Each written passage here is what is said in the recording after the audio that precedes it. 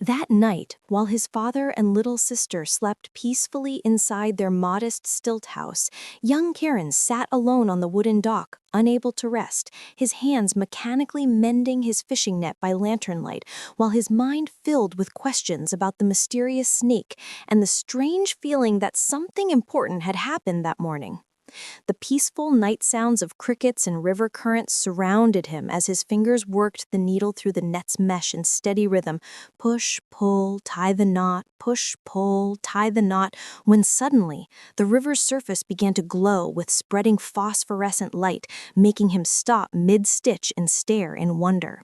His needle and net fell forgotten from his hands as the glowing water intensified, forming a shape, and then Princess Nalini rose from the river like a vision from legend, water streaming off her body in silk garments and glittering cascades, her golden crown gleaming in moonlight, standing impossibly on the water's surface as if it were solid ground.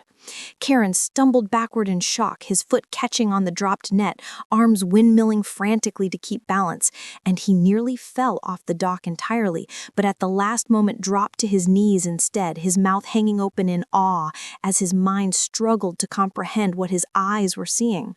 Princess Nalini raised one elegant hand in a peaceful, calming gesture, her voice like flowing water as she introduced herself as a Naga princess and explained that she was the snake he had saved. Gliding forward across the river's surface toward the dock with movements so graceful they seemed like a dream, stopping just at the water's edge, mere feet from where Kiran knelt trembling. She told him of the life debt she owed for his selfless act of kindness, and as she spoke she raised both elegant hands before her with palms facing each other, the water between them beginning to glow and pulse until three perfect golden spears of light materialized, floating in the air, pulsing gently with promise and power. The three wish-orbs drifted away from her hands through the night air, floating toward Kiran like gentle stars come down from the sky. And as he reached out with trembling hands, they settled warmly into his palms one by one, their glow illuminating his young face with golden light, their warmth spreading through his fingers and up his arms, filling him with tingling sensation.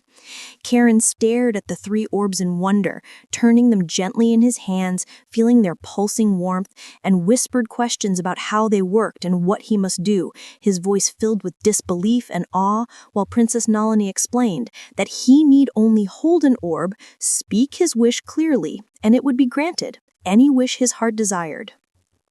But then her expression changed dramatically, becoming grave and serious, and she stepped closer across the water, her golden serpentine eyes locking onto his with piercing intensity, leaning forward so their faces were close, and she spoke her warning in a voice that carried the weight of centuries.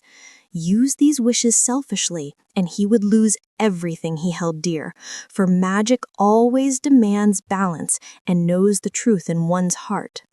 Princess Nalini touched his cheek gently with cool fingers in a gesture of blessing and farewell, then stepped backward, gliding away across the glowing water, her form beginning to shimmer and glow, transforming back into the silver-blue snake that circled once, leaving a trail of sparkles before diving deep, leaving Kiran alone on the dock, clutching three glowing wish orbs and staring at the now dark water where she had vanished, his heart racing with wonder and the weight of the choice he now carried.